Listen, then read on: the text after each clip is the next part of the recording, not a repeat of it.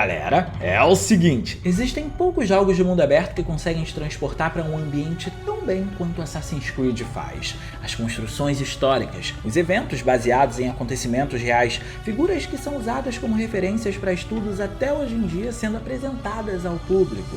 A gente, enquanto jogador, consegue trazer tudo isso para perto da nossa realidade apenas porque Assassin's Creed é uma franquia que se compromete em ofertar uma trama extremamente rica dentro de um contexto histórico muito bem representado, usando uma ambientação que não economiza em detalhes. Se você acompanha a saga Assassin's Creed, deve se lembrar que ela chegou no ano de 2007, no começo da 7ª geração. Ali a gente acompanhava a saga trazendo um período em que as cruzadas estavam em alta e por isso foi o melhor período escolhido para apresentar o que seriam os principais inimigos dela, os Templários. Usando esse contexto, a gente era inserido em cidades como Jerusalém de uma forma como não só poucos ou nenhum jogo conseguiu fazer, mas também que raras obras cinematográficas conseguiram proporcionar. A quantidade de pessoas nas ruas ou o tom árido e saturado do local eram apenas algumas das técnicas utilizadas pelo time de desenvolvimento para fazer com que o game conseguisse trazer essa magia do passado para dentro de uma tela. Obviamente, o que começou na geração do PS3 então, conseguiu se destacar ao longo do tempo e melhorar na geração do PS4.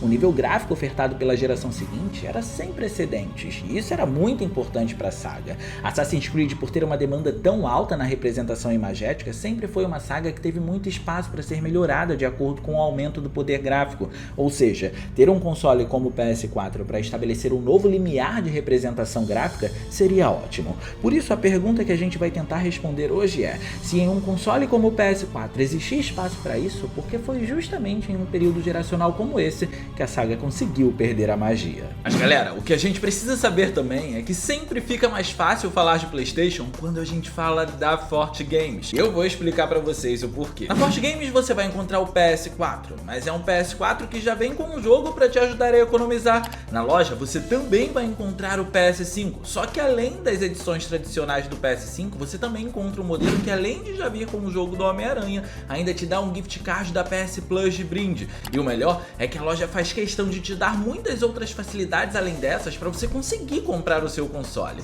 Você pode garantir desconto no pagamento à vista, pode parcelar em até 10 vezes sem juros, tem Sedex grátis para o seu produto chegar super rápido na sua casa sem você pagar nada mais por isso. E de quebra, ela tem a segurança do Mercado Pago, que garante que as suas transações não vão passar por nenhum golpe, fazendo com que seu produto chegue em total segurança na sua casa e o dinheiro só vá para a loja depois disso, além de ter também atendimento humanizado em todo momento no WhatsApp para poder te tranquilizar. Você acompanha tudo de perto, até foto com o código de postagem você vai receber do seu produto quando ele estiver sendo enviado. Então fica tranquilo que comprar na Forte Games é sinônimo de segurança e agilidade. Vai para a loja garantir o seu produto, link no comentário fixado e na descrição. O motivo das quedas de Assassin's Creed também tem muita relação com o sucesso e com as vendas da franquia como um todo. Quanto mais dinheiro se tem, mais dinheiro se quer fazer. A ambição é inegociável e muitas das vezes imparável. De acordo com os dados de 2014, que é quando a franquia estava começando a se erguer na geração do PlayStation 4, ela apareceu com 74 milhões de unidades vendidas até aquele período como um todo, contabilizando todos os jogos dela. Então, depois de ter galgado seus passos pela 8ª geração, chegando no ano de 2022, a gente encontra a franquia com mais de 200 milhões de unidades vendidas. Se considerarmos que 7 anos foram o suficiente para alcançar 74 milhões, os outros 8 anos praticamente dobraram esse valor de arrecadação. A sensação é que, apesar dos problemas aumentarem, a popularidade da saga também cresceu junto. E é nesse momento que os problemas começam de verdade. Do ponto de vista de uma empresa, os números da franquia como um todo estavam favoráveis à Ubisoft para ela continuar a estratégia dela. Era como se tudo o que tivesse acontecendo no final das contas dissesse para a empresa: ok, vamos continuar dessa forma. Ao abrir um negócio como proprietário dele, você nunca pode subestimá-lo, porque você o desvaloriza quando faz isso. E como os números nos 7 ou 8 anos seguintes dobraram, ainda que tendo um ou outro lançamento mais fraco, o saldo para a franquia de uma forma geral foi bem positivo. E ao que parece, a estratégia da empresa sempre foi manter esses números de uma forma geral e não considerar apenas os lançamentos individuais. Ou seja, nem todos os lançamentos, como lançamentos para portáteis, por exemplo, precisavam em essência buscar buscar um grande número de vendas, mas sim manter a franquia sendo vista pelo público de uma forma geral. Isso explica as inúmeras DLCs que os jogos foram recebendo. A ideia era manter sempre a saga sendo vista. Dessa forma, independentemente do jogo, ela iria continuar vendendo. É por isso, inclusive, que existem tantos jogos de Assassin's Creed sendo remasterizados, porque eles simplesmente parecem não envelhecer comercialmente. E é também por isso que existem tantos jogos da saga que não abaixam tanto o preço, mesmo depois de muito tempo de lançamento. Assassin's Creed está sempre recebendo um jogo novo. Assassin's Creed está sempre sendo visto. E essa necessidade de visibilidade associada ao tempo necessário no desenvolvimento para essa constância poder acontecer, nem sempre é boa. O primeiro Assassin's Creed chegou ao mundo depois de ter saído de um projeto de Prince of Persia. Se você não sabe, Prince of Persia é uma franquia que vem de muitas gerações atrás e ganhou uma certa visibilidade na geração do PS2, mas financeiramente falando, não conseguiu ir pra frente na Ubisoft. Assim, entre um hiato e outro da primeira trilogia de Prince of Persia no PS2, Patrice Désilets, ex-diretor de ambas as sagas, disse que existia um conceito de um Prince of Persia que tinha como subtítulo Assassin, e foi a partir desse conceito que a franquia Assassin's Creed surgiu. E nesse momento, Patrice dá a primeira informação importante para tentar entender o problema com Assassin's Creed. A saga, desde o começo, foi planejada para ser apenas uma trilogia, mas sabemos que ela foi para muito além disso, e agora, estudando como tudo se desenrolou, é que ela mostra na prática como a ansiedade entre um lançamento e outro, e a quebra do que o diretor idealizou, raramente podem trazer resultados com qualidade, por mais que os números sejam bons.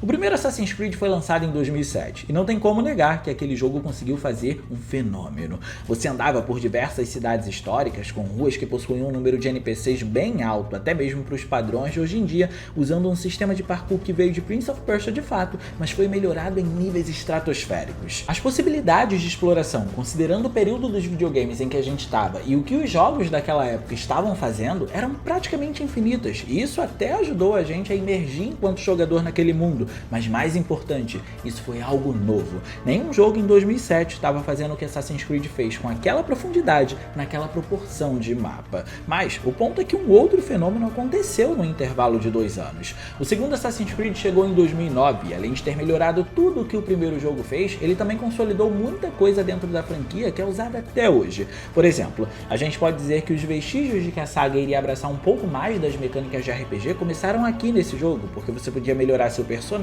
a armadura dele e até onde ele morava. Também dá pra dizer que foi aqui que Ezio Auditore ficou consolidado como um dos protagonistas mais marcantes da história dos videogames e pra muitos, inclusive, é o melhor da franquia. Isso tudo porque a história de Ezio não é apenas envolvente, ela é motivadora também. O jogo te dá motivos pra abraçar a causa do personagem quando te coloca no controle dele, do momento em que ele ganha a inocência até o momento em que ele precisa abdicar disso pra poder concluir a missão dele. A luta de Ezio também passa a ser a sua luta nesse momento. Não o bastante, foi nesse jogo também que a Ubisoft entendeu a importância do storytelling para prender o jogador dentro daquele mundo que ela estava criando. Em outras palavras, foi aqui que ela entendeu que a forma como a narrativa era contada era fundamental para o jogador ficar interessado no jogo, e por isso consolidou isso depois dele também. Não é à toa que até as missões secundárias desse jogo têm um contexto, e o game estimulou o lançamento de diversos livros da saga e até uma animação que contam ainda mais detalhes sobre toda a trama. Tudo é sobre o storytelling. E claro, também é importante falar que, no geral, novas mecânicas de jogabilidade foram apresentadas, além do fato do jogo ter conseguido individualizar melhor cada cidade que você explora. Isso faz com que a estética de Veneza seja completamente diferente da estética de Florença, seja na arquitetura, no level design ou até mesmo na paleta de cores. Tudo isso mostra como Assassin's Creed 2 foi muito superior ao primeiro, mas também mostra como 2 anos de desenvolvimento dentro de um planejamento que já tinha acontecido desde o começo, porque a ideia era apenas trazer uma trilogia, foi fundamental para resultados positivos aparecerem. Ou seja, esse plano inicial com Assassin's Creed era perfeito, mas as coisas começam a mudar. Um ano após o segundo game, tivemos Assassin's Creed Brotherhood, e um ano após Brotherhood, nós tivemos Assassin's Creed Revelations, um atrás do outro. Os dois jogos tinham o intuito de se aproveitar do sucesso de Ezio e desenvolver a narrativa do personagem, mas apesar das melhorias que eles apresentaram, não dá para dizer que foram jogos grandiosos. Afinal, não houve nem tempo para isso. Brotherhood, por exemplo, abre mão de ter várias cidades como em Assassin's Creed 2 para se passar apenas em Roma, enquanto que Revelations se passa em Constantinopla. Isso não quer dizer que esses sejam jogos ruins, mas comparando com o que Assassin's Creed 2 fez, o grau de novidade diminuiu drasticamente, e o termo consolidação de coisas novas para a franquia que o segundo jogo usou foi substituído por aprimoramento de coisas antigas por esses dois jogos. Em nível de mecânicas, visuais e até mesmo como cada ambientação era representada, nada disso era uma grande inovação aqui, mas sim um aprimoramento na franquia agora. Então nessa linha, a saga de Ezio fez muito sucesso por anos consecutivos. 2010 e 2011 foram anos dedicados ao personagem, e a franquia, para não perder o fio da meada, seguiu nesse ritmo com os próximos lançamentos. A diferença é que em 2012, apenas aprimorar não era mais o suficiente, então muita coisa mudou. O desenvolvimento de Assassin's Creed 3 começou logo após o desenvolvimento de Assassin's Creed 2. Na tentativa de manter um ritmo anual frenético de lançamentos, a saga foi dividida entre times, e claro, esse em teoria é o jogo que iria encerrar a ideia original de termos uma trilogia para a franquia apenas. O tempo de desenvolvimento aqui não necessariamente era um problema num primeiro momento, porque o jogo começou a ser desenvolvido bem antes de Assassin's Creed Revelations, mas até que ponto pode existir uma coerência no desenvolvimento de uma saga quando existem tantas fragmentações de estúdio numa mesma franquia? O time que desenvolveu Resident Evil 2 Remake não foi o mesmo time que desenvolveu Resident Evil 3 Remake, e como consequência tivemos um padrão de qualidade abaixo do esperado no terceiro jogo. Então a pergunta é, até que ponto isso seria benéfico para Assassin's Creed a longo prazo, já que essa seria a estratégia que a Ubisoft tinha adotado para poder fazer com que os lançamentos anuais continuassem. E o terceiro jogo dá início ao que parece ser um ciclo que não tem fim. Assassin's Creed 3 chegou com um motor gráfico novo e de fato inovou a franquia com muita coisa nova, algo que ela estava precisando se considerarmos que Brotherhood e Revelations estavam reciclando o máximo que podiam de Assassin's Creed 2. Ele introduziu um novo esquema de movimentos, trouxe um personagem mais realista, uma movimentação mais realista para ele, expandiu a parte de RPG do jogo te colocando até para caçar animais, além de ter introduzido batalhas marítimas. Mas em contrapartida veio cheio de problemas também. Problemas esses que podem ser definidos pela falta de costume do time de desenvolvimento com um novo motor gráfico e com a construção do mundo de Assassin's Creed, assim como também pela falta de tempo até o jogo ser lançado. E não é difícil de entender. Assassin's Creed 3 foi um título mais grandioso em todos os sentidos. Não se tratava apenas de um novo motor gráfico, mas também de um mundo aberto muito maior e que se comportava de maneiras diferentes de tudo que a franquia tinha apresentado até então.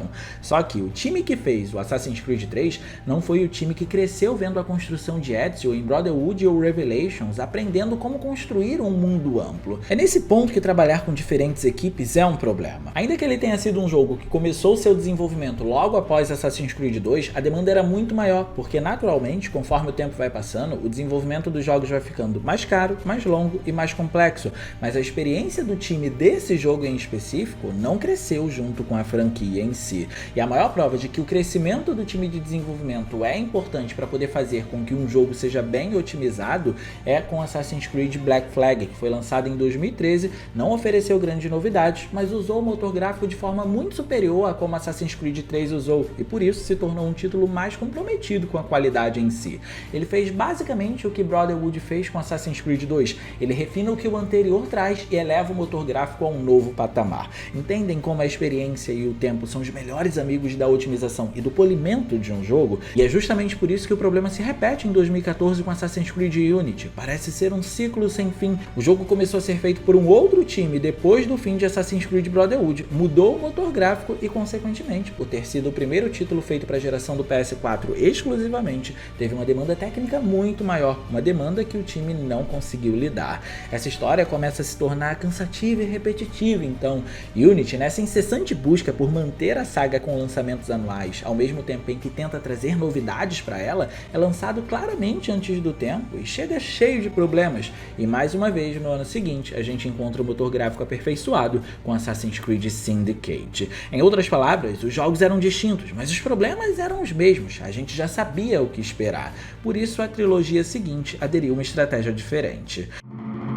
Origins, que foi o primeiro a abraçar o RPG de vez para a franquia, chegou após um ano de hiato. Em 2016, a gente não recebeu nenhum jogo da franquia, e em 2017, Assassin's Creed Origins chegava com uma produção desde 2014. E foi um jogo fenomenal. Origins conseguiu dar um ar novo para a franquia, e isso aconteceu por inúmeros fatores. O primeiro fator, obviamente, foi o aprimoramento do motor gráfico. Depois, a gente pode mencionar que a mudança para a ambientação no Egito foi fundamental também, porque trouxe bastante misticismo para a saga saga, além de uma nova paisagem. E não podemos esquecer que ter se tornado um RPG em essência também foi muito importante. Mas o que não pode ser esquecido é que o tempo de hiato também foi importante. No gerenciamento de carreiras existe uma técnica que muitas celebridades ou obras cinematográficas ou até mesmo obras dentro do mundo dos games usam, que é relacionado ao gasto da imagem em si. Nem sempre ser visto frequentemente é algo positivo, porque isso torna a sua imagem previsível, por mais que o seu próximo movimento não seja.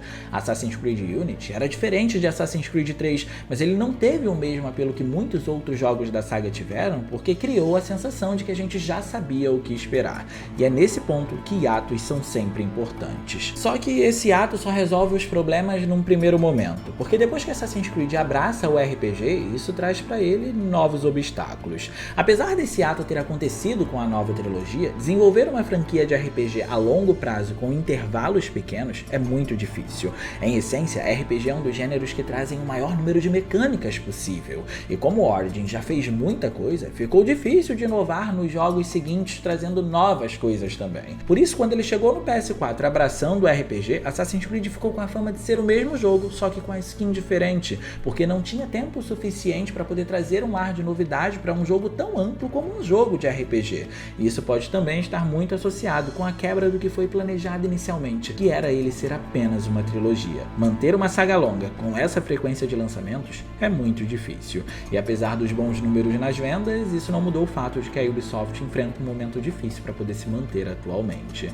E no mais, eu vou ficando por aqui. Eu espero muito que vocês tenham gostado desse vídeo. Se vocês gostaram, não se esqueçam de clicar no gostei, porque isso ajuda pra caramba. E de quebra você faz a boa ação do dia e se inscreve no canal ativando o sininho das notificações para não perder os vídeos que a gente postar por aqui. Minhas redes sociais vão estar aparecendo aí, se vocês quiserem trocar uma ideia, sou todo ouvidos. Era isso, um grande abraço e a gente vai se ver na próxima.